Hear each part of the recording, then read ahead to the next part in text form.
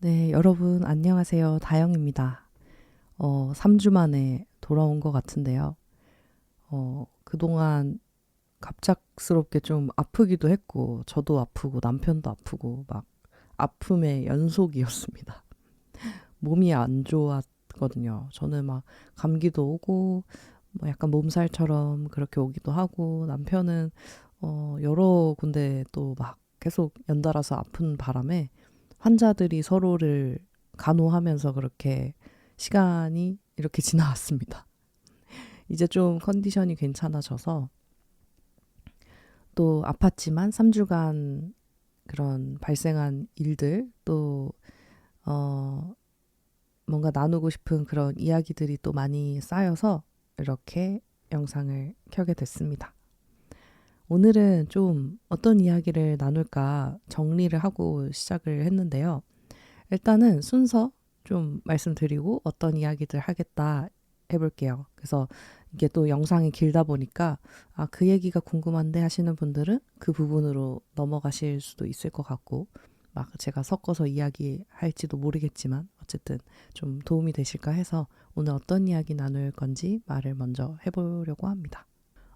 우선은 제가 이게 사부작 팟캐스트잖아요. 그래서 뜨고 있는 것에 대해서 먼저 이야기를 하고, 그 다음에 또, 지난주에는 재봉을 좀 다시 시작을 했습니다. 그래서 제가 재봉한 것에 대해서도 좀 소개해 드리고, 그리고 약 3주간의 소식들을 쭉 이렇게 순서대로 전하면서 그 사이사이에 있었던 제가 경험했던 것들, 뭐 배웠던 것들, 깨달았던 것들, 뭐 여러 가지 하나하나 이야기해 보려고 합니다.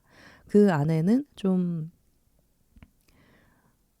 제가 위탁 판매 강의도, 지지난달부터 들었는데, 그게 이제 이번 달에 끝났거든요. 그래서 그게 좀 어땠는지 후기도 좀 들려드리고, 또 오랜만에 제가 코칭을 또 받았는데, 그 받으면서 좀 어떤 걸 발견했고, 어땠는지 좀 후기 같은 거 들려드리려고 하고, 또 제가 아시는 분도 아시겠지만 유튜브에 다시 카운셀링 오픈을 알렸어요. 그래서 다시 오픈해서 또 첫 그 고객님과 만났는데 작가님과 만났죠.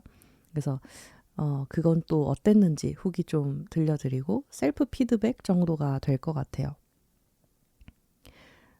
그 오랜만에 했던 카운셀링에서 나의 일을 한다는 것이 정말 어떤 것인가, 그리고 이기적인 마음과 이타적인 마음을 좀 어떻게 다루어야 하는가, 이런 이야기들을 좀 나눴는데, 제가 예전에 영상에서도 했었던 이야기이기도 하고, 또 요즘은 이기적인 마음과 이타적인 마음에 대해 어떻게 생각하고 있는지, 저는 좀 어떻게 조율해서 살아가고 있는지, 그런 이야기들 해보면 재밌을 것 같아서 순서에 넣었고요. 그리고 마지막으로는 3주간 쉬엄쉬엄 또 책을 읽었는데요. 세 가지 책이었어요. 답이 되는 기독교, 목적이 이끄는 삶, What do you want? What do you want는 푸른숲 출판사에서 저에게 책 서평을 부탁하시면서 책 한 권을 보내주셨는데 5월 10일까지 읽고 이제 인스타에 후기를 남기는 어떤 책 협찬을 지원을 받았습니다. 그래서 그게 좀 어땠는지 짧게 좀 이야기해 보려고 해요. 되게 의도한 건 아니었는데 이 새로 시작하는 다시 오픈한 카운셀링을 준비를 하면서 그냥 하고 싶지는 않았어요. 그래서 좀 더 스킬업된 모습으로 좀 다가가고 싶은 마음에 책을 좀 구매해서 읽고 이렇게 책 지원도 받았는데 이 세 가지가 결이 너무 잘 맞았어요. 그래서 오랜만에 시작한 카운셀링에 너무 많은 도움이 되었어서 그래서 좀 그 이야기들을 해보려고 합니다. 책 이야기에서 이야기할 거는 정체성, 삶의 목적, 재능과 욕구에 대해서 좀 이야기해보게 될 것 같습니다. 그래서 이 부분 궁금한데 하시는 분들은 좀 뒤쪽으로 넘겨가시면 그 이야기를 하는 그 지점을 찾아서 들어보셔도 재밌을 것 같아요. 제가 이야기하고 이 부분의 타임라인을 설정할 수 있을지 과연 자신은 없지만 우선은 가능하다면 타임라인의 설정을 한번 해보도록 하겠습니다. 그래도 이렇게 떠드는 팟캐스트는 약간 라디오처럼 여러분들이 다른 작업하실 때나 뭐 일기 쓸 때나 작업할 때 그렇게 그냥 쭉 그냥 흘러가듯이 틀어놓으시면 또 재밌으니까 이렇게 넘겨보시는 것보다는 쭉 들으시는 게 더 재밌지 않을까 이렇게 생각해 봅니다. 네, 오늘 첫 번째로 이야기해 볼 거는요. 바로 이 뜨고 있는 것에 대한 이야기입니다. 그동안 제가 영상 속에서 회색 브이넥 그 조끼를 떴는데 그게 무늬가 하나도 없어요. 그래서 그냥 쭉 뜨는 거거든요. 그리고 그게 울이 많이 섞인 실이어서 되게 두껍고 포근한 그런 스타일인데 요즘 날씨 아시죠? 너무 덥고 그래서 손이 안 가더라고요. 그래서 가방에 잘 넣어서 집어넣어놨고 좀 더 계절이 선선해지거나 아니면 무늬 뜨는 게 지겨워지면 다시 꺼내지 않을까 싶어요. 그래서 요즘 뜨고 있는 요 한 가지에 대해서 좀 보여드리고 오늘은 사부작 팟캐스트이긴 한데 사부작거리지 못할 것 같아요. 왜냐면 이게 무늬가 굉장히 많거든요. 요거는 어떤 가디건이냐면 지금 이렇게 몸판을 뜨고 있는 중인데요. 요 부분이 이제 뒷판이고 여기가 이제 앞판이 됩니다. 그래서 이렇게 나중에 단추 달아서 이렇게 입는 스타일이거든요. 근데 되게 예뻐요. 진짜 처음에는 너무 무늬가 많은 거 아닌가? 좀 복잡한 거 아닌가? 이렇게 생각을 했는데 뜨면 뜰수록 되게 예뻐요. 그리고 제가 이 도안과 실 컬러나 이런 느낌들을 잘 매치해서 고른 것 같다는 생각이 들더라고요. 그래서 되게 가볍고 약간 여리여리한 그런 느낌으로 뜨고 있습니다. 그래서 사실 지금 거의 여름이 되다 보니까 얘도 조금 덥긴 해요. 근데 그래도 그냥 집에서 시원하게 이렇게 뭐 선풍기 켜놓고 그냥 뭐 드라마 보면서 이렇게 뜨기 좋아서 요새 이상한 변호사 우영우를 보면서 이렇게 뜨고 있습니다. 그래서 워낙 문의가 많아서 이렇게 도안 보면서 집중해서 떠야 돼서 팟캐스트 하면서 뜨진 못할 것 같고요. 그냥 이렇게 소개해 드리려고 가져왔습니다. 네, 완성하면 또 보여드릴게요. 저의 요새 핫한 취미 생활입니다. 그리고 이제 여기 실이 두 종류가 들어가거든요. 그래서 요 홀더 이렇게 실이 돌돌돌돌 풀리는 앤데 이거를 이제 두 개를 구매했어요. 원래는 이렇게 얹어놓고 쓰다가 자꾸 얘가 실이 감겨서 불편하더라고요. 그래서 이 홀더를 하나 더 샀고 여기다가 이렇게 꽂아가지고 쓰니까 이제 두 개가 동시에 이렇게 잘 풀리면서 합사가 잘 되고 있습니다. 그렇게 뜨개를 좀 해보고 있고요. 그 다음에 이제 지난주에는 좀 다시 재봉을 시작했어요. 사실 제가 재봉을 손을 못 대고 있었거든요. 왜냐면 좀 뭔가 이렇게 두려웠다고 해야 되나? 제가 테레즈를 시작을 하면서 주로 내가 직접 재봉한 것들을 이제 제품을 만들어서 판매해 보려는 계획을 갖고 있었는데 처음에 이제 몇 가지 재봉을 하다 보니까 걱정과 두려움이 더 앞서게 됐어요. 뭐 여러 가지 고민이 있었는데 첫 번째는 원단을 찾았는데 그 원단이 단종돼서 이 원단으로 더 이상 작업을 할 수 없게 되면 어떡하지? 라는 고민도 있었고 또 내가 정말 제작하고 싶은 디자인과 원단, 부자재 이 조합은 뭘까? 너무 어렵고 또 내가 이렇게 좋다고 만들었지만 과연 사람들이 이걸 구매할까라는 것에 대한 불안함, 이제 여러 가지 것들 때문에 섣불리 시도를 못하고 정말 아무것도 못하고 이제 그러고 있었거든요. 이제 그게 또 심화되다 보니까 또 한편으로는 내가 지금 이 제품을 왜 만들려고 하고 있지? 이게 과연 정말 의미가 있는 일인가? 내가 계속 이렇게 제품 만들고 이게 반복이 되면 정말 그 끝에는 내가 원하는 무언가를 얻을 수 있나? 그리고 그 무언가는 뭐지? 라는 아마 이제 이런 고민을 해보지 않고 좀 단순하게 인생을 살아가시는 분이라면 뭐 저렇게까지 고민을 하나 싶기도 하실 것 같은데요. 그래서 또 그런 고민을 또 하면서 나는 왜 이렇게 고민이 많고 생각이 많은가라는 또 그런 생각에 갇혀서 굴을 파고 계속 그런 시간들을 보냈었습니다. 그래서 재봉틀을 아예 잡지도 못하고 그냥 그 제가 방향제 판매하는 그 파우치 정도 만들 때만 정말 일 때문에 해야 될 때만 잡고 나머지는 아예 하지 못했던 그런 시간들을 보냈는데요. 제가 지난주에 오랜만에 좀 이런 부분들을 좀 깨고 싶어서 오랜만에 다른 코치님께 코칭을 받고 거기서 어떤 깨달음을 좀 크게 얻어서 네, 이런 에어팟 파우치를 또 하나 제공을 했습니다. 네, 이게 카메라가 잡아줄지 모르겠는데 네, 이렇게 에어팟 파우치입니다. 지금 위에 탭을 알맞는 걸 찾지 못해서 달아주지 못한 상태고요. 네, 탭을 달면 이렇게 똑딱이로 여닫는 방식이에요. 요 밑에 보면은 충전선을 꽂을 수 있는 요 구멍도 만들어 뒀고요. 그래서 요거를 이렇게 지금 샘플로 만들어 봤고 라벨도 이렇게 달았고요. 그리고 이 친구는 제가 12월 달에 찾아보니까 만들었더라고요. 그래서 12월에 만들었던 에어팟 파우치 첫 번째 버전 네, 사진으로 첨부하겠습니다. 초점을 못 잡네요. 어쨌든 이렇게 좀 발전시켜서 얘는 좀 헐거운 느낌이었는데 폭을 조금 줄이고 해서 여기다가 이렇게 쏙 들어가게 만들었습니다. 이 케이스가 지금 꽂아져 있는데 케이스를 빼고 넣으면 딱 맞게 만들었어요.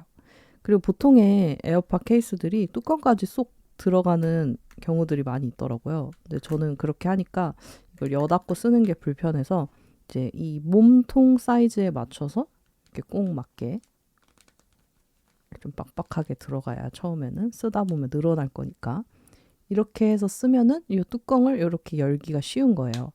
그래서 이렇게 닫아서 쓰고 충전할 때는 안 꺼내고 여기다 바로 충전기 꽂아서 쓰고 할 수 있게 이제 여러모로 고민을 해서 이제 만들었는데 조금 보완이 필요합니다. 왜냐면 마지막 순서가 여기 안쪽에 안감을 봉제하는 방식인데 이게 너무 조그마다 보니까 힘든 거예요. 그래서 손바느질을 해야 되나 어떻게 해야 되나 이제 좀 고민을 하고 있는데 제작 순서를 바꾸든지 뭔가 방법이 필요할 것 같아요. 그리고 여기 이제 탭을 달았는데 원단이 좀 도톰하고 두껍다 보니까 이 탭이 안 달리고 자꾸 빠져버리더라고요. 그래서 조금 큰 사이즈의 탭을 지금 주문해 놓은 그런 상태입니다. 그래서 어떻게 될지 모르겠지만 일단은 네, 샘플을 여러 개 만들어 보면서 최적의 그런 사이즈와 모양과 그런 것들을 해보려고 시도해보는 중입니다.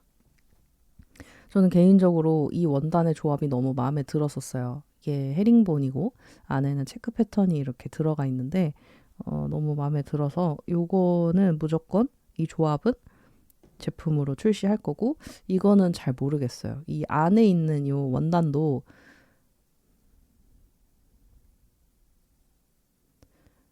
이 안에 있는 원단도 되게 좀 여리여리한 그런 스타일이거든요. 이렇게 안 보이나? 네.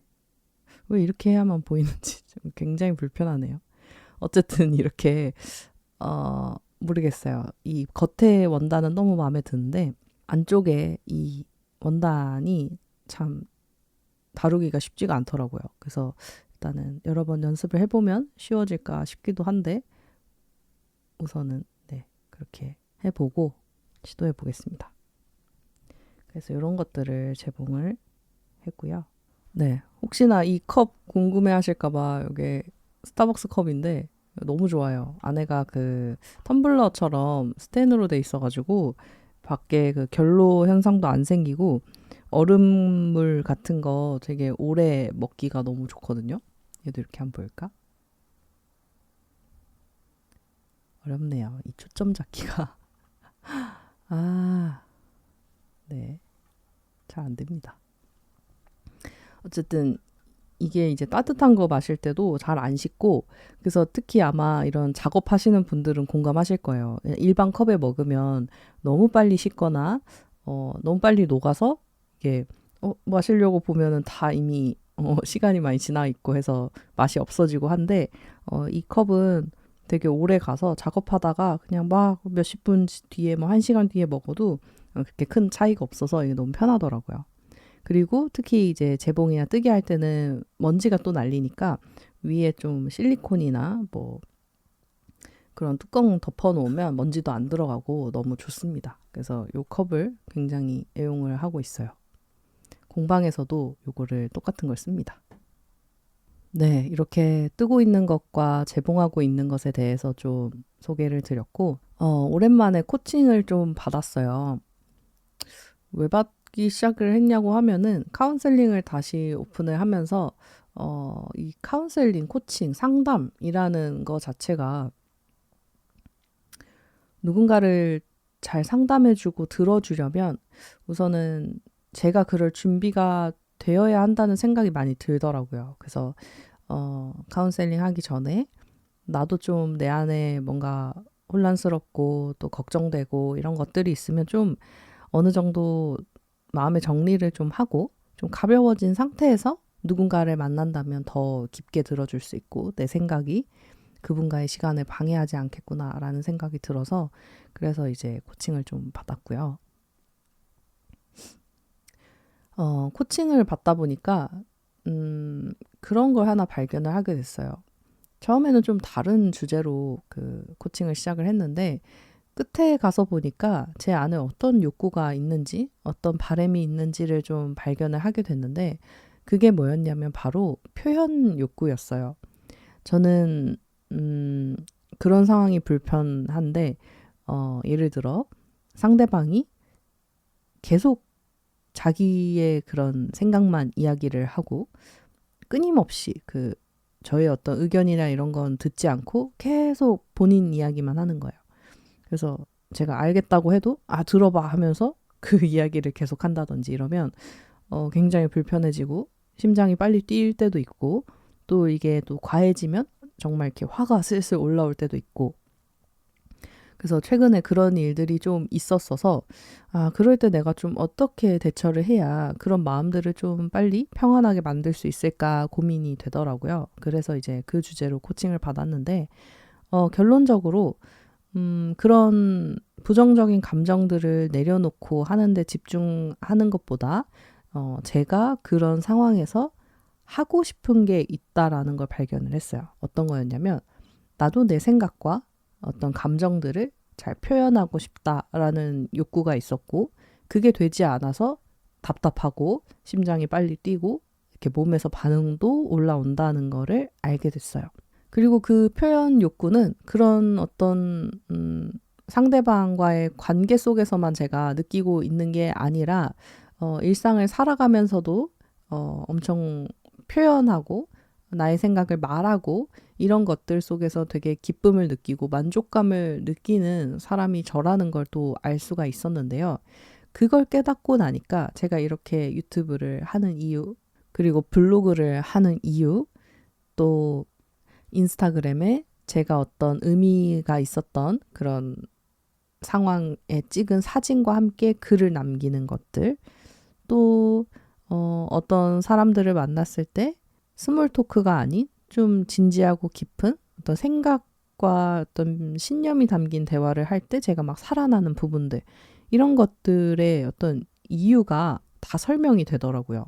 나는 되게 정말 나의 생각과 감정 이런 것들을 표현하고 싶은 욕구가 많은 사람이고 그걸 해냈을 때 만족감을 느끼고 시원하고 상쾌하고 기쁘고 즐겁고 이런 기분을 느끼는구나 라는 걸 좀 발견을 하게 됐어요. 처음에는 이런 욕구가 있는 줄도 모르고 이런 불편한 상황을 어떻게 이기지? 라면서 코칭을 시작했지만 결국 마지막에 이제 대화를 통해서 마지막에 제가 얻게 된 건 나는 굉장히 나를 많이 표현해야지만 좀 안정감을 느끼고 편안한 사람이구나 라는 걸 찾게 됐어요.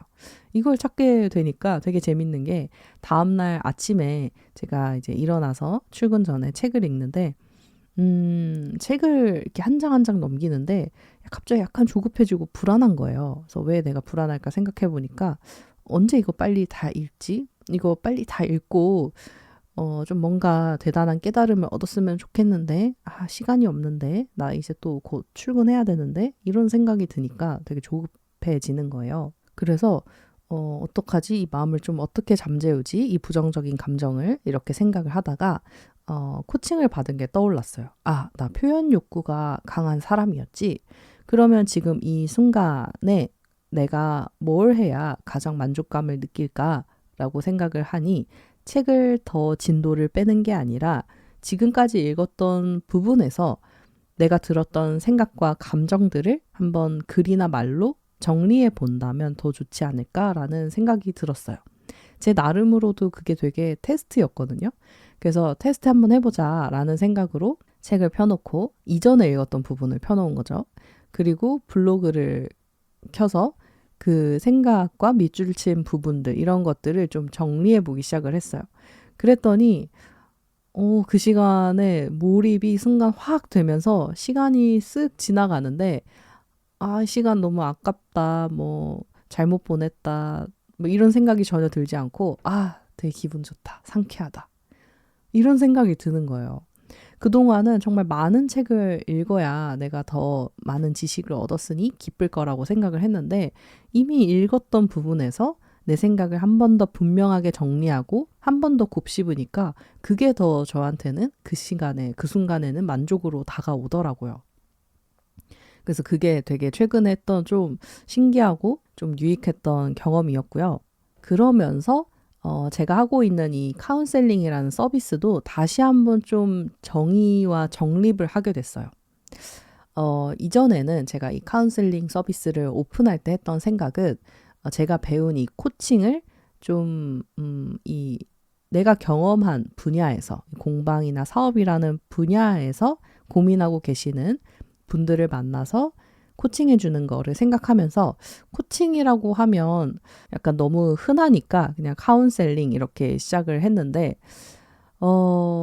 제 나름으로 이 카운셀링이란 서비스에 대한 정의를 내리는 시간이 꽤 많이 필요했던 것 같아요. 이건 코칭인가? 코칭이라면 정말 내 의견을 이야기하는 컨설팅이나 멘토링보다는 잘 들어주고 그 고객 안에서 답이 있음을 믿고 그걸 끌어내주기 위한 질문들을 하고 그래야 하는데 보통 제 서비스를 신청해 주시는 분들은 제 의견을 굉장히 궁금해 하신단 말이죠.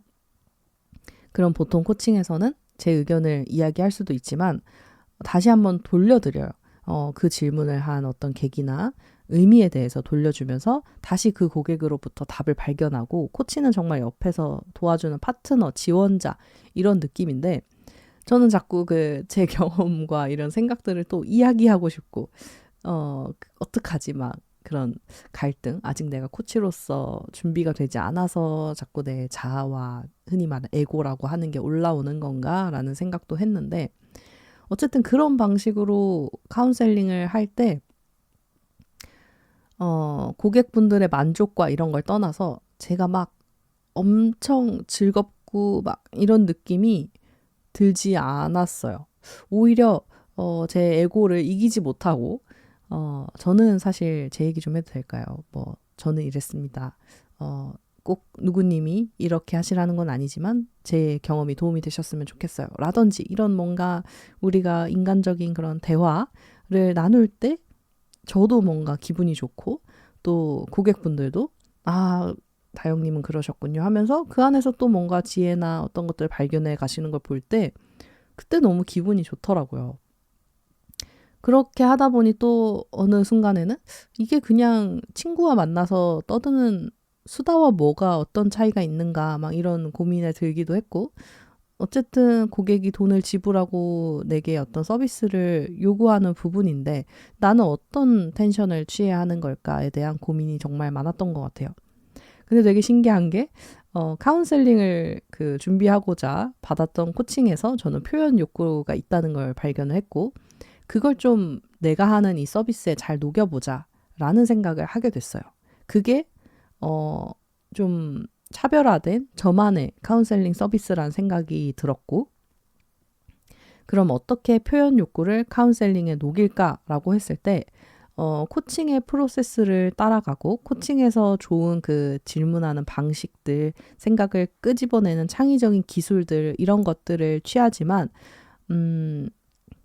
내가 느끼고 있는 생각들, 나의 경험들 이런 것들을 좀 저의 직관대로 너무 막 가두지 말고 필요할 때 적재적소에 이야기하자라는 생각이 들었어요. 그래서 좀 고객의 이야기를 듣다가 고객이 너무 방향을 못 찾고 있는 것 같을 때 저도 같이 그 방향에 들어가서 못 찾고 이러는 게 아니라 제가 했던 비슷한 경험과 상황들 속에서 했던 저의 생각들, 경험들을 또 이야기 나눠 드려보고 저는 이런 방식으로 일했을 때 이런 생각을 했었는데 고객님은 좀 이런 이야기를 들을 때 좀 어떤 생각이 드세요? 라면서 이야기를 끌어가 볼 수도 있겠다라는 생각을 했고요. 그래서 너무 저를 제한하거나 가두거나 하지 말고 그냥 내가 하고자 하는 그 흐름대로 한번 나를 좀 믿어주고 맡겨봐도 되지 않을까라는 생각이 좀 들었어요. 이게 설명이 좀 잘 됐을진 잘 모르겠지만 어쨌든 내가 너무 부족하고 아직 멀었고 해서 막 더 긴장되고 맨날 카운셀링이 끝나도 아쉽고 이런 마음이 컸는데 나의 그동안의 경험들도 충분히 값지고 누군가의 도움이 될 거고 내가 지금까지 배운 코칭도 충분히 1대1의 관계에서는 누군가의 성장과 지원을 돕기에 충분하다라는 어떤 믿음을 가진 뒤로부터는 제 얘기도 좀 자연스럽게 하게 되고 코칭 질문도 중간중간에 자연스럽게 집어넣으면서 좀 어떤 균형을 찾은 것 같다라는 생각이 최근에 들었어요. 그래서 최근에 했던 카운셀링이 굉장히 일단 저에게는 되게 만족스러운 시간이었고 고객님들의 그런 피드백도 되게 만족스럽게 보내주셔서 저도 기분이 같이 좋았고 네, 그런 시간이 있었습니다.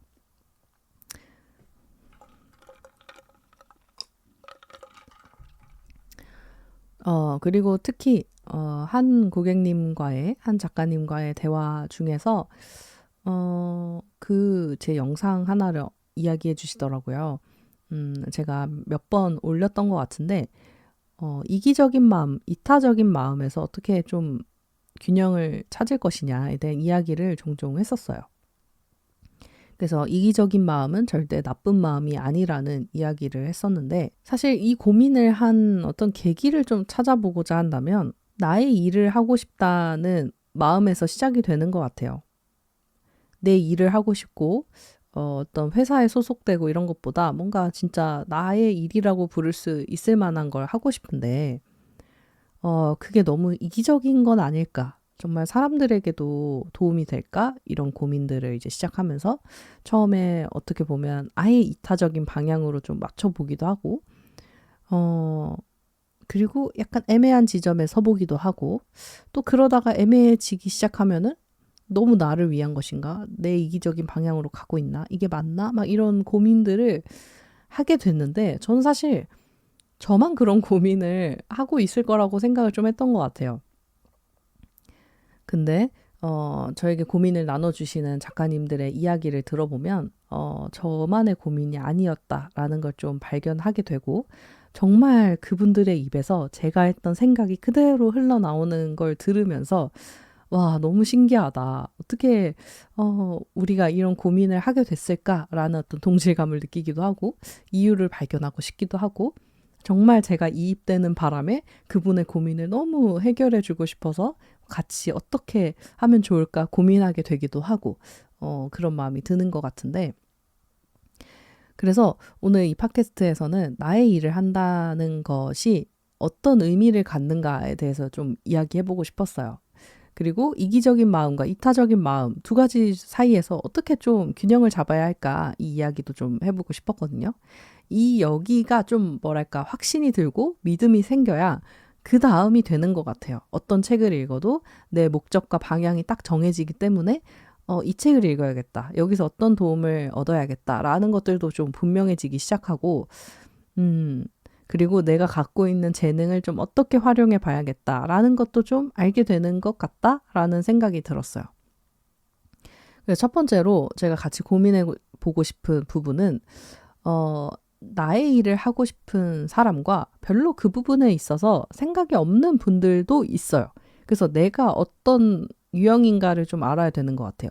근데 아마 제 영상을 보고 계신 분들이라면 내 일을 하고 싶으신 분들일 거라 생각이 들어요. 우선 나의 일을 한다는 것에 대해서 저는 좀 정의를 내려야 된다고 생각합니다. 이거는요, 정답이 없어요. 처음엔 저는 나의 일을 한다는 건 내 브랜드를 연다거나 내 사업을 하는 거라고 생각을 했는데요. 절대 그렇지 않더라고요. 직장을 다니면서도 이건 정말 나의 일이야 라고 생각할 수도 있고요. 뭘 하면서도 내가 느끼는 그 느낌이 중요한 것 같습니다. 이거 뭐라고 설명했지? 차근차근 한번 풀어가 볼게요. 우선 이걸 먼저 스스로 정의를 해야 돼요. 근데 이 스스로 정의를 하려면 저는 경험밖에 없다고 생각이 들었어요. 맨 처음에 아무 사회생활, 나의 어떤 일이라고 하면 사실 보수가 있는 거잖아요. 그러니까 그거를 돈을 벌어보지 않은 상태에서 나는 나의 일을 하고 싶은데 나는 사업을 해야겠어 라고 어떤 확신을 갖는 사람은 전 별로 없다고 생각합니다. 특히 뭐 단순하게 인생을 잘 살아가고 있는 분들은 그렇게 선택을 쉽게 하실 수도 있지만 저 같은 뭐 INFP 성향이라든지 좀 고민이 많고 생각이 많고 이런 분들은 이게 정말 맞나? 확신이 들 때까지 고민하고 고민하는 그런 분들은 이걸 처음부터 잘 알기가 쉽지 않은 것 같아요. 그래서 일단 회사도 다녀보고 내 사업도 한번 해보고 아니면은 뭐 약간의 투잡처럼 겸하기도 해보고 그러면서 이게 나에게 맞는 방식인 것 같아를 경험 속에서 찾아야 된다는 생각이 들었어요. 그래서 저는 요새 내 일을 하고 있다라는 생각이 들거든요. 저의 하루 일과를 좀 소개를 해보자면 제가 이 테레즈라는 브랜드를 시작을 하면서 참 자본이 많이 드는 거예요. 재료비도 많이 들고 아직 어떤 정식 제품을 출시하진 않았지만 샘플을 만들어야 하다 보니까 뭐도 사야 되고 뭐도 사야 되고 하니까 돈이 많이 들어요. 근데 그걸 지금 팔 수는 없는 상태다 보니까 돈이 자꾸 마이너스가 되는 거죠. 계속 뭔가 밑빠진 독에 물 붓기 같은 느낌인 거예요. 그래서 어떻게 할까 고민을 하다가 되게 큰 결심을 해서 아르바이트를 시작을 했습니다. 그래서 지금 그 3.3을 떼는 프리랜서 개념으로 한 무역회사, 수입회사에서 일을 하고 있는데요. 제가 주로 하는 업무는 스토어 관리, 그리고 뭐 웹디자인 같은 느낌으로 디자인 쪽으로 패키지도 만들고 뭐 사진도 찍어서 올리고 이런 업무들을 하고 또 그냥 곁다리로 뭐 배송 보낼 때 송장 출력 뭐 어렵다 하시면은 가가지고 뭐 도와드리기도 하고 그런 약간 컴퓨터 관련한 뭐 여러 가지 그런 업무들을 맡고 있어요. 이거를 이제 9시 반에서부터 3시 반까지 하고 퇴근을 합니다. 이 시간은 제가 제 일을 할 수 있도록 어떤 자본을 준비시켜주는 그리고 그 시간 동안 제가 뭐 24시간을 창작을 하고 제품 제작을 하고 하는 건 아니다 보니 약간 이렇게 예열시켜주는 시간이라고 생각을 하게 됐고요. 그래서 그 시간은 저의 일을 하는 시간이 아니지만 어떻게 보면 나의 일을 준비시켜주는 시간이다라는 생각을 하게 됐어요. 처음부터 이 회사에 대해서 그런 생각을 했던 건 아니고 빨리 갑자기 또 그만두고 싶다. 언제 그만두지? 막 맨날 공휴일 체크하고 이랬는데 요새는 이게 없으면 또 내가 내 창작 활동을 하는 게 쉽지 않겠구나라는 생각이 들면서 일단 가능할 때까지 다녀보자라는 생각으로 이렇게 편안하게 다니고 있고요. 그리고 이제 3시 반에 일이 끝나면 차로 공방까지 이동하는데 넉넉 잡아 한 30분 걸리는 것 같아요. 그래서 이제 공방에 가면은 전날에 들어왔던 또 그날까지 들어왔던 택배들을 싸서 내놓기도 하고요. 이미 기사님은 가신 상태여서 보통 그렇게 해놓으면 다음날 픽업을 해가시는 그런 방식으로 택배를 전날 준비하는 그런 방식이 됐어요. 그전에는 막 그날 해가지고 보냈다면 지금은 전날 미리미리 하는 방식이 됐고 그렇게 택배를 싸고 시간이 남으면 이제 제 작업을 시작을 합니다. 이 파우치 만드는 것처럼 이렇게 파우치를 만들거나 뭐 이렇게 끄적끄적 대거나 청소를 좀 하거나 인테리어 배치를 바꾸거나 어쨌든 그 공간에 있으면서 뭐라도 사부작거리는 그 시간이 제 일을 하고 있다는 생각이 들었고 그 공간에서 벗어나서 집에 와서 이렇게 뭔가 글을 쓰고 책을 읽고 뭔가를 할 때도 내 일을 하고 있구나. 지금 나에게 유익한 뭔가가 쌓이고 있구나. 라는 생각이 최근에는 들더라고요. 그래서 저에게 있어서 나의 일을 한다라는 건 이런 겁니다. 나의 어떤 목적과 방향성에 맞는 그리고 나의 욕구와 또 이렇게 잘 맞는 어떤 일들을 하루 중에 하고 있는 것인 것 같아요. 그래서 책을 보더라도 저는 나의 일을 위한 거라고 생각이 들고, 이렇게 영상을 찍어도 나의 일을 하고 있다. 또 그냥 좀 휴식 시간을 가지면서 머릿속으로 뭘 해볼까 이렇게 그냥 가볍게 고민해보는 그 시간마저도 나는 나의 일을 하고 있다라는 생각이 요즘은 정말 드는 것 같아요. 근데 이게 이제 정의가 됐고, 그 다음으로 이제 좀 중요한 게, 이런 고민을 하다가 또 굴레에 빠지는 게 뭐냐면, 이건 누구를 위한 일일까? 정말 누군가에게 도움이 되는 게 맞을까? 그리고 내가 정말 이 일을 하면서 만족하고 또 행복이라고 부르는 그 감정을 느낄 수 있을까? 이런 고민들을 또 하게 되는데요. 그 부분에 있어서는 최근에는 좀 많은 결론이 내려진 것 같아요.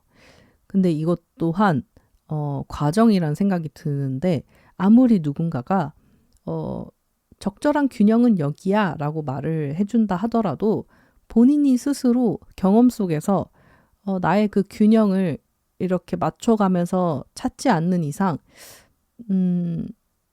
이게 나에게 맞는 균형이구나 라는 걸 찾기가 쉽지 않은 것 같아요. 제가 그랬던 것 같거든요. 아무리 사람들이 좀 이기적이어도 돼 라고 해도 정말 그럴까? 라는 의심. 그리고 너의 일이 누군가에게 도움이 돼 라고 이야기를 해도 정말 그런가? 라는 의심. 그 의심들을 지우는 게 참 오랜 시간이 걸렸던 것 같아요. 근데 그래도 매일 고민하고 치열하게 싸워보려고 하고 책도 읽고 하다 보니까 그래도 저는 좀 빠른 시간에 찾지 않았나라는 생각이 드는데, 이게 도움이 될까 하면서 이야기해보는 건 이기적인 마음, 이타적인 마음의 균형은 이렇게 찾으세요라는 것보다는 저는 이렇게 생각합니다를 나눌 때 좀 여러분께 도움이 되지 않을까 싶어요. 우선 저는 이기적인 마음과 이타적인 마음의 중간점에서 일을 하는 건 좀 아닌 것 같아요. 그러니까 그런 느낌이 아니라 순서인 것 같거든요. 우선은 이기적으로 일을 하다 보면 그게 이타적이 된다는 생각이 들었어요. 이게 뭐랄까, 아마 경험해 보신 분들은 동의해 라고 하실 분들도 있지 않을까 싶은데, 이기적으로 내가 좋고 내가 기쁘고 하는 일들을 해요. 근데 처음에는 다 서투를 거 아니에요? 그러니까 혼자 해요. 아무도 몰라요. 근데 그걸 하다 보면 어느 순간 자연스럽게 사람들한테도 이걸 나누고 싶다라는 마음이 들어요. 근데 그 나눈다는 마음이 내 걸 퍼주고 내가 가진 걸 줘서 나는 없어지는 느낌이 아니라는 걸 나중에 깨달았어요. 예를 들어볼게요. 제가 이렇게 유튜브로 목소리를 녹음하고 팟캐스트를 찍는 게 너무 즐거운 거죠. 이건 제 이기적인 마음과 욕심을 채우고자 하는 일입니다. 누가 시킨 적이 없어요. 그냥 내가 하고 싶어서 하는 거예요. 그래서 이런 이야기들을 막 구구절절, 저는 표현 욕구가 있는 사람이라서 제 이번 주의 생각은 어땠고요, 제 감정은 어땠고요, 이렇게 이야기를 해요. 처음에는 물론 뭐 카메라 켤 줄도 모르고 마이크 설치할 줄도 모르고 뭐 어떻게 하는지 모르니까 버벅대겠죠. 그때는 이제 혼자서 막 이런저런 시도를 하면서 테스트하고 연습해 볼 거 아니에요. 근데 그게 어느 정도 자연스러워지면 이제 이렇게 세팅을 갖춰놓고 녹화 버튼을 누르고 편집을 해서 업로드를 할 수 있는 거죠. 그 안에 저는 제가 신나서 하는 제 생각과 제 감정들과 깨달음을 담았어요. 저에게 아주 유익했던 생각들이었어요. 그걸 온전히 담아냈어요. 그러다 우연히 어떤 분들이 제 영상을 봐요. 저랑 비슷한 고민을 하셨던 분들인 거예요. 그분들이 제 영상을 보더니 어느 부분에서 나도 이렇게 해볼까? 라는 어떤 깨달음과 방향성을 좀 명확하게 만들어 가는 거예요. 그러면 그건 이기적으로 시작해서 이타적이 된 일이 되는 거죠. 저는 최근에 이게 나랑 정말 잘 맞는 방식이다 라는 생각이 들어서 그 방식으로 여러 가지 것들을 해보고 있어요. 일단 내가 재밌고 좋은 것들을 찾아서 이기적인 마음으로 시작을 해요. 완전 이기적이어야 되는 것 같아요. 이때는 이타적이려고 하면은 오히려 애매해지는 것 같더라고요. 예를 들어서 유튜브를 시작해보고 싶어요. 뭐 유튜브 너무 재밌을 것 같고 내 이기적인 마음인 것 같아요. 근데 어떻게 하면 사람들한테 도움이 되지? 고민을 하는데 그게 커지면 오히려 시작을 못해요. 왜냐면 누가 들을지도 모르고 도대체 이 이야기가 어떻게 그 사람한테 도움이 될지 확신도 없으니까요. 그래서 일단 저는 첫 번째로 나한테 도움이 되는 무언가를 해보는 게 중요하다라는 생각이 들었거든요. 지금 그럼 이 팟캐스트는 저한테 무슨 도움이 되냐라고 했을 때 일단 저에게 표현 욕구가 굉장히 강하다 보니까 어디서 제가 이런 이야기를 하기가 쉽지 않아요. 저는 이번 주 이런 깨달음을 얻었고요. 제가 코칭을 받아봤는데 어땠고요. 제가 카운셀링을 했는데 어땠답니다. 저는 이런 재봉을 요새 했어요. 요새 이런 걸 뜨고 있어요. 라는 이야기를 물론 뭐 남편이나 친한 친구, 뭐 엄마 이런 다 얘기할 수 있겠지만 이렇게 깊고 길게 1시간 넘겨가면서 이야기할 수 있는 상대 찾기 쉽지 않아요. 그런데 제가 이렇게 유튜브에 열린 장소에 이렇게 얘기를 하면 혹시나 지나가던 관심 있는 누군가는 귀를 기울여 줄 거 아니에요. 그리고 거기다가 누군가도 자신의 생각이 담긴 댓글을 달겠죠. 그럼 저는 그때 기분이 너무 좋은 거예요. 내가 표현을 할 수 있는 공간에 표현을 했는데 누군가가 나의 이야기를 잘 들어주고 거기에 본인의 생각을 덧붙여서 댓글까지 달아줘요. 저에게 있어서는 이것만큼 너무 기쁘고 뿌듯하고 만족스럽고 내 이기를 채우는 방식이 없는 거죠. 그래서 이거를 계속 하는 거예요. 누가 시키지 않아도 내가 재밌고 즐거우니까. 근데 약간 플러스 알파 느낌으로 누군가가 다영님의 경험과 이야기가 도움이 돼요 라고 하면 의도치 않았는데 저는 제가 좋아서 시작했는데 누군가가 도움을 얻으니 배로 좋아지는 거죠. 그러니까 그렇게 저는 순서로 가는 게 롱런하는 길이겠다라는 생각이 정말 최근에야 들었어요. 근데 우리가 브랜딩 공부를 하거나 뭐 사업적으로 공부를 하다 보면은 그런 이야기를 하잖아요. 당신이 좋아하고 잘하는 걸 해서 안 되는 거다. 물론 그게 중요하지만 정말 중요한 건 소비자가 그걸 원하느냐다. 그러니까 그거를 저도 공부를 했기 때문에 이걸 찾아야지 내가 하는 이 좋아하는 일도 의미가 있는데 라고 하면서 소비자가 뭘 원하는지 찾으려고 시간을 꽤 많이 보냈어요. 물론 그 시간들이 쌓여서 지금의 제가 이렇게 편하게 하는 것도 물론 있겠지만 뭔가 내가 아직 훈련되지 않은 상태에서 소비자의 그 니즈를 먼저 찾고 시작을 하려니까 이거는 제 성격상 아무것도 시작을 못 하겠는 거예요. 이게 정말 니즈인가? 내 타겟은 누구지? 이런 고민들이 먼저 되니까 어렵고 즐겁지도 않고 시작을 못 하는 거죠. 근데 반대로 그냥 나를 위해서 그냥 시작을 해보는 거예요. 그리고 나를 위해서 한 일이 결국 나 같은 누군가에게 도움이 되는 거고 그게 롱런 할 수 있고 그게 어쩌면 개개인이 각자 재능과 달란트를 다 다르게 타고났는데 내가 자꾸 뭔가에 마음이 꿈틀거리고 이걸 해보고 싶다라고 마음이 드는 건 나에게 그 달란트와 재능이 있기 때문이라고 생각이 들거든요. 그래서 그걸 따라가다 보면 이게 부족한 누군가에게 그냥 자연스럽게 도움이 되는 거예요. 예를 들면 저는 이렇게까지 생각을 깊게 하는 사람인데 제가 이런 생각을 깊게 했답니다 하고 떠들었더니 생각을 깊게 하는 게 아직 자연스럽지 않고 뭔가 어려운 그런 분들께는 생각을 저렇게 하나씩 들어가서 깊게 생각할 수 있구나 라는 어떤 힌트를 발견하게 되는 거죠. 그럼 그분은 도움을 받고 만약에 더 심도 있는 도움을 받고 싶다 하면은 저에게 어떤 서비스의 대가를 지불할 수도 있는 거고요. 그러니까 이게 처음부터 나는 이 고객을 위해서 이 니즈를 채워주기 위해서 이 정도의 가치, 이 프라이스를 매겨서 서비스를 해보겠어 라는 게 고수의 영역인 것 같아요. 그러니까 초보자들은 쉽지 않고 그래서 그걸 다 공부하고 시작해서 짠 해서 잘 되면 물론 좋겠지만 그렇게 하면 진짜 결과 중심이 되는 것 같아요. 그렇게 짠 했을 때 고객이 없어요. 소비자가 없어요. 그러면 실망하게 되고 내가 뭘 잘못했나? 재미없어지고. 근데 이거를 뭔가 일을 재밌게 오래오래 성장하면서 막 이렇게 하려면 일단 내가 할 수 있는 그 범위 내에서 시작을 하고 그거를 하나하나 이렇게 찰흙 쌓듯이 이렇게 조금씩 키워나가는 게 재미도 있고 나중에 나의 그 발버둥친 시간들을 돌아봤을 때 내가 기특하기도 하고 그리고 더 귀하겠죠. 제가 얼마 전에 남편이랑 그런 얘기를 했는데 아침에 예를 들어 저랑 남편이 그냥 국밥집을 오픈하려는 개개인이라고 한번 예를 들어보는 거예요. 근데 예를 들어 남편은 아버지가 국밥을 엄청 그 대가 장인인 거죠. 국밥의 장인. 그래서 그걸 물려받아서 내가 막 아버지 밑에 어깨 너머로 그 국밥 만드는 걸 배워가지고 이제 물려받아 창업을 시작하려는 사람이 있고 만약에 저 같은 경우는 요새 유튜브나 이런 게 너무 잘 돼 있잖아요. 백종원표 국밥 만드는 방법을 유튜브로 막 10번씩 보고 배웠어요. 그래서 만들어내요. 맛을 보니 비슷해요. 왜냐면은 백종원의 노하우를 제가 배우다가 한 거니까요.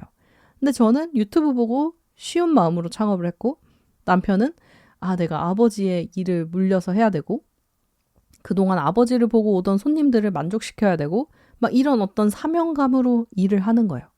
그럼 이 두 사람은 시작할 때는 큰 차이가 없더라도 누가 더 롱런할 수 있을까라는 생각을 했을 때 저는 전자, 남편이라고 생각이 들었거든요.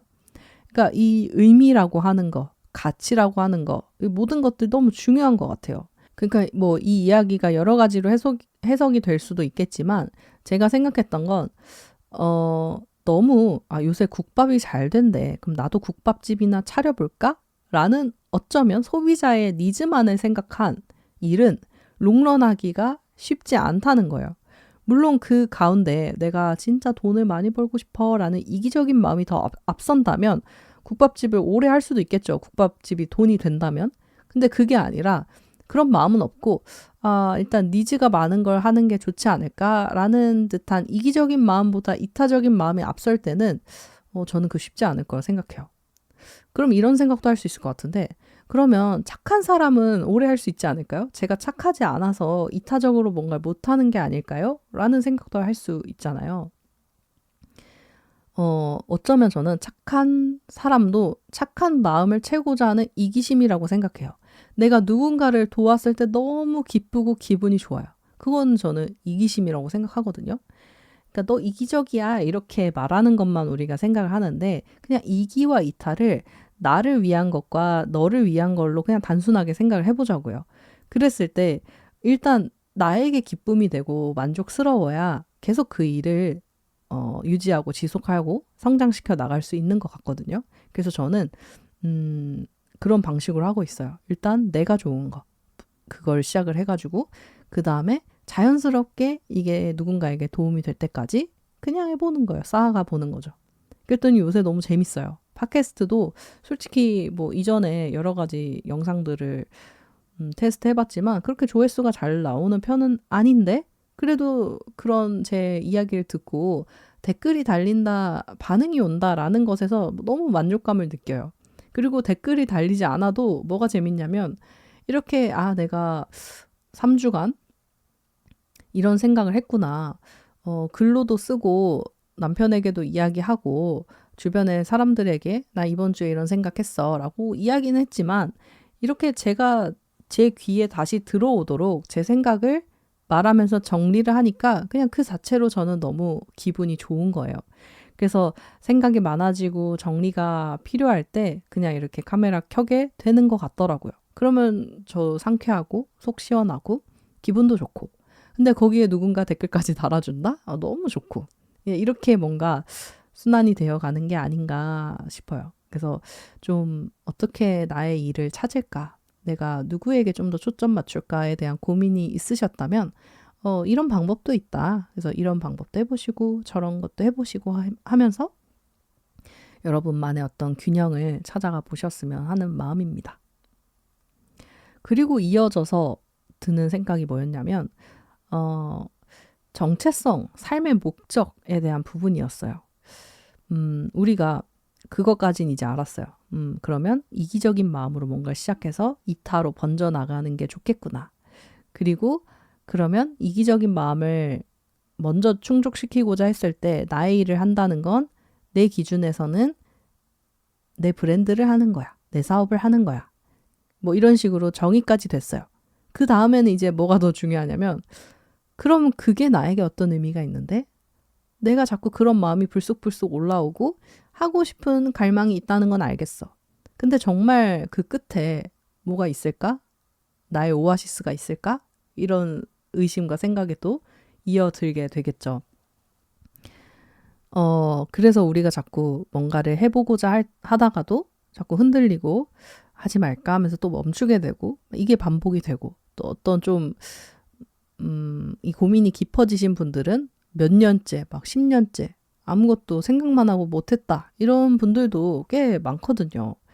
그럼 나는 실행력이 부족한가? 나는 게으른가? 막 이런 생각들을 하게 되는데 우선 저는 자기만의 삶의 목적과 나라는 사람의 정체성을 좀 명확하게 할 필요가 있다라는 생각이 듭니다.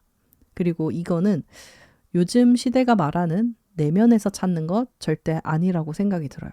내면을 들여다보면 오히려 복잡하고 혼란스러워질 뿐 내가 어떤 사람인지 절대 알 수 없습니다. 마치 내면에서 그걸 찾으라는 말은 산에 들어가서 혼자 살면서 그 자기 정신 수양해라 이런 말처럼 저는 들리거든요. 근데 한번 그냥 객관적으로 생각을 해보는 거예요. 산에 들어가서 그렇게 혼자 살면서 내면을 수양하는 사람을 볼 때 우리는 어떤 이미지가 떠오르나요? 약간 제가 생각하는 이미지는 그 산신령 같은 느낌이거든요. 그러니까 뭔가 되게 이상적이고 현실과는 좀 동떨어진 느낌, 그리고 사람들과 어울려 지내는 모습은 아니잖아요. 근데 보통 일반적으로 우리가 저 사람 진짜 괜찮은 사람이야 라고 할 때 이미지는 어떤지 한번 생각해 보면 좋을 것 같아요.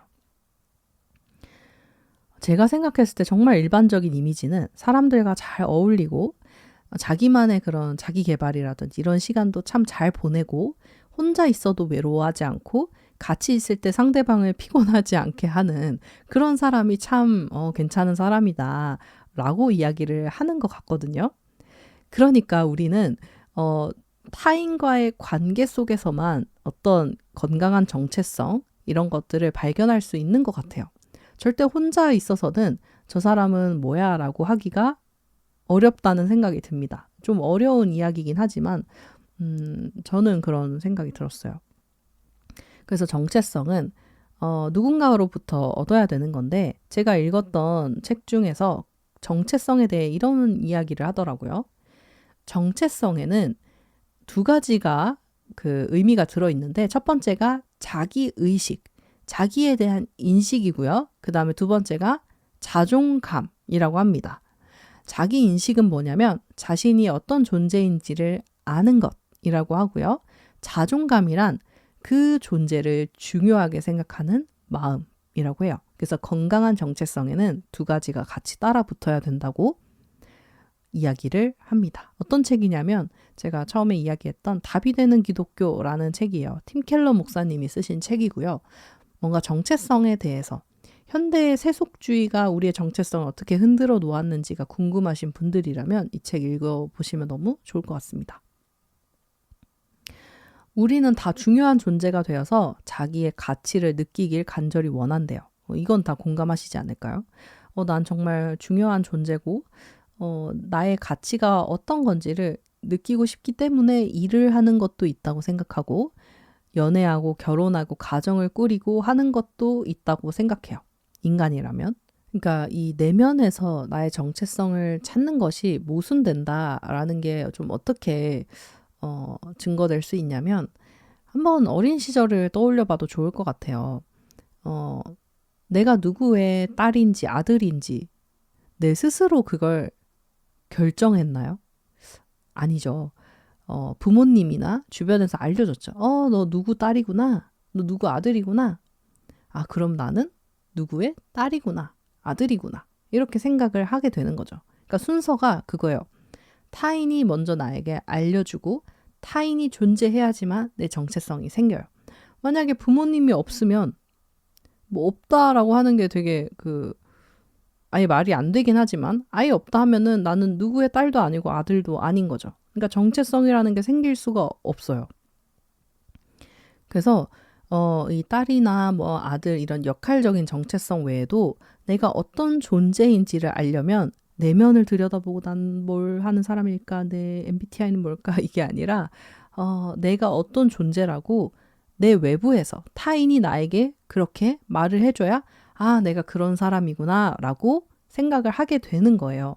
그래서 건강한 자존감은 아무에게서가 아니라 내가 싫어하는 사람이 넌 그런 사람이야 이랬을 때 아, 나 그래. 이렇게 생각하진 않잖아요.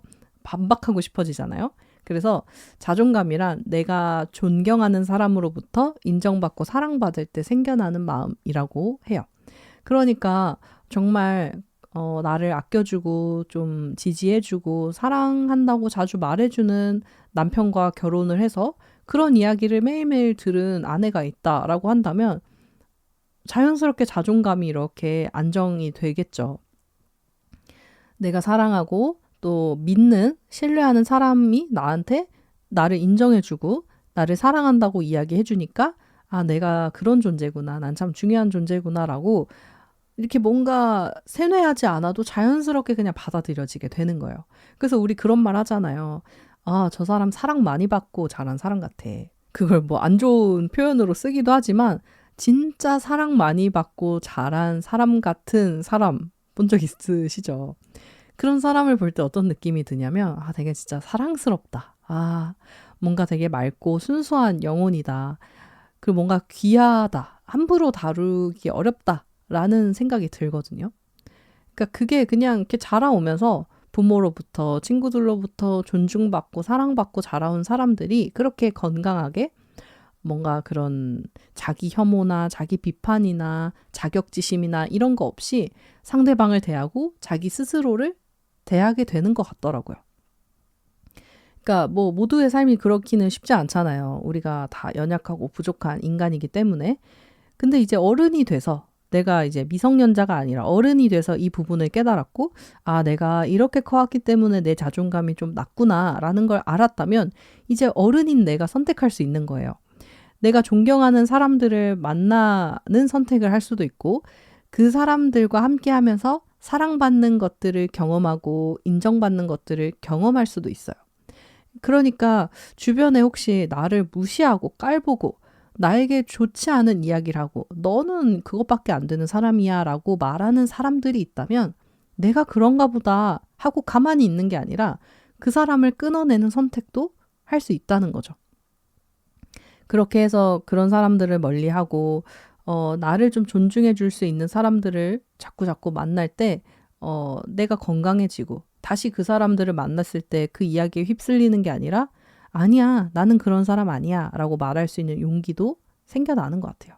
물론 쉽지 않죠. 만약에 나를 무시하고 그런 사람들이 내 가족이라면 끊어내기 쉽지 않잖아요.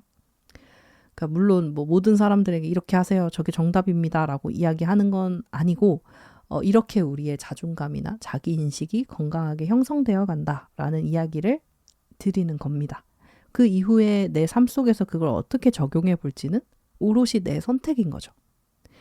나 이런 상황인데 너 그런 얘기하는 거 다 소용없어. 이것도 자기 선택이고요. 내 상황이 어렵지만 한번 아주 작은 부분이라도 나를 인정해 줄 수 있는 방법들을 찾아보겠어. 라는 것도 자기 선택인 거죠.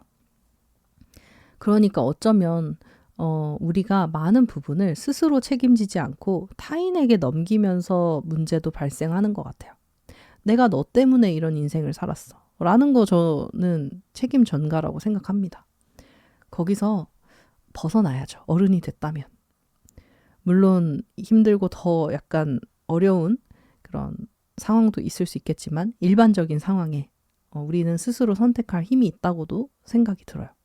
물론 그 힘이 진짜 없을 때도 있어요. 그럴 때는 그것도 선택이죠. 아, 내가 좀 힘든가? 병원에 가봐야 될까? 치료를 좀 받아봐야 될까? 병원에 가야겠다. 이것도 선택이고요. 그냥 삶을 약간 내려놓고 내 삶은 원래 이런가 봐. 이렇게 부정적으로만 생각하는 건 결국 나에게 도움이 안 된다. 그리고 그런 상태로 있을 때 누군가 나를 구원해 줄 거라고 기다려보는 것도 저는 좀 바람직한 모습은 아닌 것 같다라는 생각을 합니다. 지금 이야기한 게 누군가의 어떤 삶을 이야기한 게 아니라 제가 최근에 겪은 그런 일들을 이야기한 겁니다. 제가 참 많이 굴을 파고 아무것도 하기 싫고 삶의 목적도 없는 것 같은 그런 진짜 의미 없이 몇 달을 그렇게 살 때 내가 누구 때문에 이렇게 됐을까라는 생각이 막 순간 들더라고요. 그러니까 내가 책임지기 싫고 나에게는 문제가 없는데 내가 살아온 환경이 문제인가? 막 이런 식으로 전가를 하는 거죠. 근데 뭐 그렇게 해서 거기서 답을 찾고 해소가 되면 좋겠지만 그런 식으로는 답이 나지 않더라고요. 그냥 세상에 대한 원망만 더 생기고 세상에 대한 두려움만 더 생겼어요. 근데 좀 반대로 내가 이러니까 좀 어떻게 해서 나아져 볼까? 라는 좀 긍정적인 부분으로 생각을 해보니까 방법이 보이고 그렇게 해서 조금씩 나아지는 제가 느껴지는 거예요. 그래서 좀 더 확신하게 됐죠. 아, 누군가에게 책임을 떠넘기고 누군가가 나를 도와줄 거라 기다리는 건 참 바람직하진 못한 것 같다. 내가 내 삶의 주체성을 가지고 움직여서 뭔가 좀 더 긍정적으로 이겨내 보려고 노력을 해야겠구나. 부정적인 생각이 들 때는 딱 끊어내는 훈련을 해야겠구나. 막 그런 생각이 막 들더라고요. 그래서 그렇게 좀 나의 건강한 정체성을 찾으면 삶의 목적이 그 다음에 이제 궁금해지죠. 그래서 제가 그 다음에 읽었던 책이 목적이 이끄는 삶이었어요. 목적이 이끄는 삶 되게 유명한 책이거든요. 근데 이게 지금 다 읽진 못했지만 읽으면서 어떤 생각이 들었냐면 내가 이 세상에 왜 태어났는지를 아는 게 참 중요하다. 근데 그걸 모르면 되게 아주 영원하지 않고 자꾸 변화되는 것에 의미 부여를 하면서 살아가게 돼요. 지금은 이거에 초점을 맞췄는데 시간이 지나다 보니까 내가 목적으로 뒀던 그게 없어지기도 하거든요. 내 의도와 다르게. 그러면 또 나는 다른 곳에서 의미를 찾아야 돼요. 그렇게 그냥 살아가면서 변하는 어떤 것들에 계속 의미 부여를 바꿔가면서 사는 게 참 힘들고 지친다는 생각이 들더라고요. 그래서 변하지 않는 정말 믿을 만한 무언가에 목적을 두고 살아야 된다라는 생각이 들었는데 이것도 여러분의 개인의 저의 선택이겠죠. 저는 그 부분을 신앙, 믿음에 두기로 했어요. 정말 이 세상에 변하지 않는 게 있다면 무엇일까 했을 때 저는 믿음, 신앙밖에 없다고 생각을 했고 이 세상을 만든 사람 그리고 인간을 만든 분이 있다면 거기에 답이 있겠지라는 생각을 했어요. 그래서 저는 제 삶의 목적을 저에게 두기보다는 좀 더 대의라고 할까요? 그런 부분에 둬보기로 했습니다. 좀 너무 어려운 것 같기도 한데 아마 제 이야기를 이해하시는 분들도 동의하시는 분들도 있을 것 같아요. 그렇게 목적이 좀 분명해졌어요. 아, 나를 위해서 하는 게 아니라 나를 지으신 분의 목적에 맞게 살아야겠구나 라는 게 분명해지니까 그 다음에 저에게 맡겨주신 것들을 생각하게 됐어요. 내가 다른 사람들과 다르게 받은 게 뭘까? 잠깐 빌려받은 게 뭘까? 그러고 보니 저의 어떤 재능이나 저의 욕구, 갈망 같은 것들을 떠올려 보게 됐는데 이 부분은 아침에 남편이 저에게 보내줬던 릴스를 보고 좀 힌트를 얻었어요. 기억이 안 나는데 어떤 작가님이셨던 것 같은데 요새 청년들이 그런 얘기를 많이 한다. 어떻게 제가 제 재능을 찾아야 할지 모르겠어요. 제가 뭘 잘하는지 모르겠어요. 이런 이야기들을 많이 하는데 그 말이 안 된다고 생각을 하신대요. 이유는 뭐냐면 재능이라면 그게 밖으로 어쩔 수 없이 표현이 되게 돼서 사람들이 그 부분에 대해서 말을 많이 했을 거라는 거예요.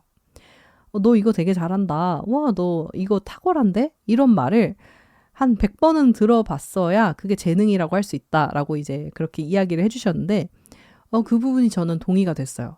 그렇네.